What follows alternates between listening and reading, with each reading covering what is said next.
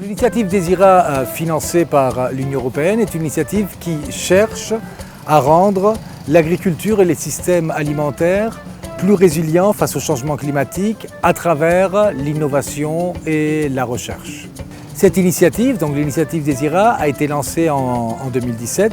Elle se met en œuvre au niveau mondial à travers 60 projets et le Burkina en bénéficie de 14.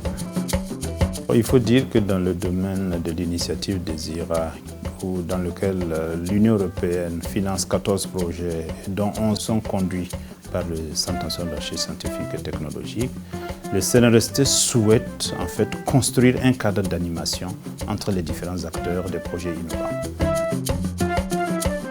Il y a une coopération au niveau académique qui est faite, notamment avec les universités, un appui aux infrastructures de recherche, donc notamment les centres de recherche, par exemple dans le cas du Burkina Faso comme le CNRST, et également de pouvoir nourrir et alimenter, disons, les politiques publiques dans ce sens. Et il y a également, disons, un travail qui est fait avec le gouvernement, dans le cas du Burkina Faso, avec le ministère en charge de la recherche.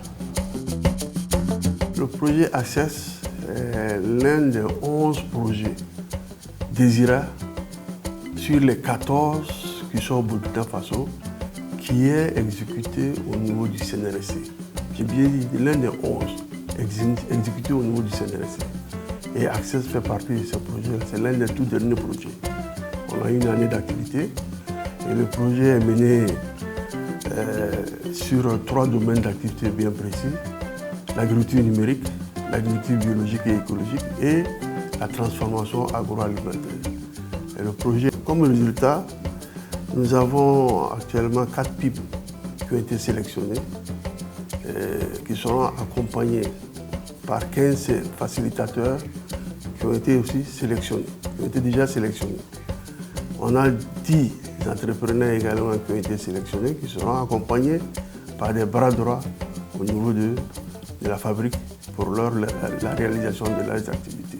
Tout cela autour d'une démarche qu'on a une approche qui est la facilitation des partenariats. Ringo Afrique, c'est une entreprise de nutrition du sport qui a pour vocation de produire des compléments alimentaires, des compléments nutritionnels au profit des sportifs à partir de plantes locales. En 2019, après les Jeux africains de Rabat, où j'ai remporté la première médaille du karaté burkinabé aux Jeux africains, j'ai travaillé à produire un produit que j'ai consommé lors de mes entraînements qui m'a permis de réduire mon degré de fatigue, d'augmenter mon temps de récupération et de réduire les crampes que j'avais généralement lorsque je suis revenu. Comment faire en sorte de faire profiter aux autres sportifs les résultats que j'ai eus. Il faut dire que Ringo Afrique propose les compléments nutritionnels en vue de réduire les inégalités nutritionnelles que subissent les sportifs et personnes actives qui ont un besoin plus élevé que la plupart de la population en vue de combler certaines carences sous le plan nutritionnel. Dans le cadre du programme Access avec le CNRST, nous allons pouvoir répondre à des défis que nous avons. Premièrement, un défi de compléter la formulation. Donc, on va travailler avec des experts en formulation de produits, de compléments alimentaires. Un défi en termes de transformation. Un défi sur le plan des tests de laboratoire physico-chimique, microbiologique et sensoriel. Un défi du point de vue du brevet et de la protection de la propriété intellectuelle. Comment on fait en sorte de l'exporter sans que le fruit de nos efforts ne soit réduit à néant par de la copie.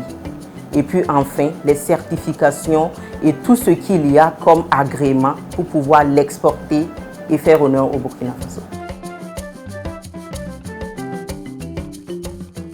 Le projet ABI est un projet de renforcement des capacités et des réseaux en matière de sélection de plantes. Ce projet est exécuté dans 3 pays, le Sénégal, le Niger et le Burkina Faso. Ce projet est structuré en différents points. Il y a une grande concertation avec les acteurs de la chaîne de valeur pour concevoir des variétés qui sont performantes et qui répondent à la demande. Il y a également une forte implication des sélectionneurs et des autres acteurs de la chaîne de valeur.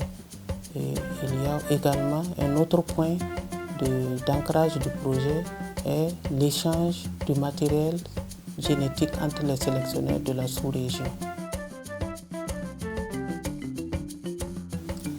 Il est un peu prématuré de parler d'impact, mais déjà nous avons des motifs de satisfaction. Et nous pouvons noter que plus de 2800 producteurs, dont 29% de femmes, ont été touchés par les activités du projet en termes de connaissances de variétés améliorées.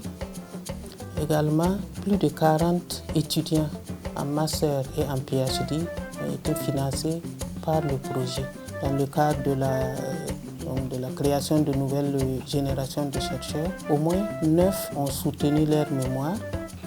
Et le projet a également permis de produire près de 16 tonnes de semences de pré-base, donc des différentes cultures concernées par le projet, qui sont le mil, le sorgho, le niébé, l'arachide et le fenouil. Et plus de 230 variétés ont été échangées au niveau régional entre les chercheurs des différents pays qui participent à ce projet-là.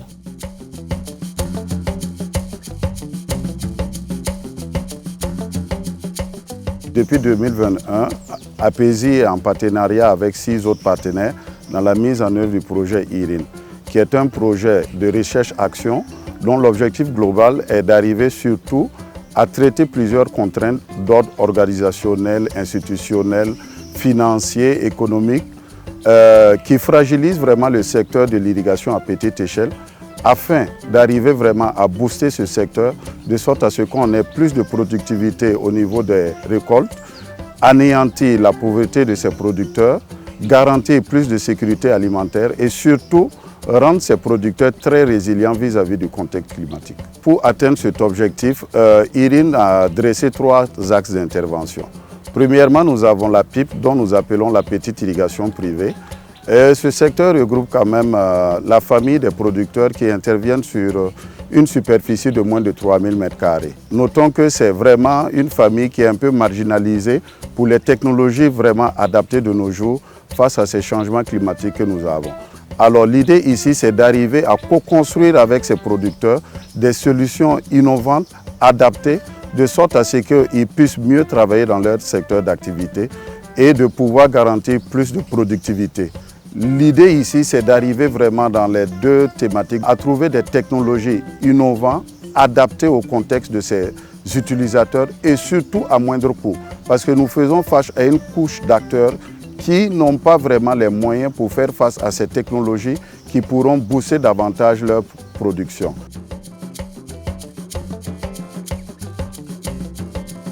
Non, il faut dire que ce projet-là est la bienvenue.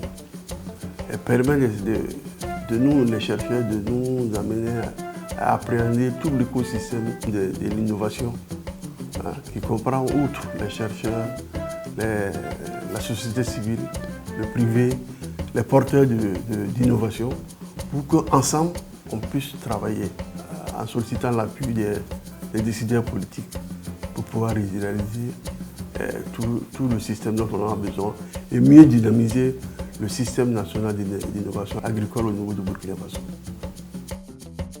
Pour ce que nous avons vu en matière de soutien au développement de la recherche agricole dans le système national de recherche agricole, il faut dire que l'initiative DESIRA est une nouveauté que nous apprécions beaucoup et pour laquelle nous pensons qu'il faut poursuivre et au regard de l'intérêt que nous allons tirer à la fin du projet, et développer de nouvelles initiatives pour soutenir en fait, le résultat de ce projet. L'Union européenne accompagne depuis déjà des décennies le Burkina Faso et a la volonté de continuer à le faire, notamment sur cette dimension qui est la sécurité alimentaire, pour in fine aider, disons, les populations à pouvoir avoir un système, disons, d'agriculture, une agriculture performante et un système alimentaire qui, en fin de compte, permettent la population de pouvoir s'alimenter de façon équilibrée et, en définitive, de manger à leur faim.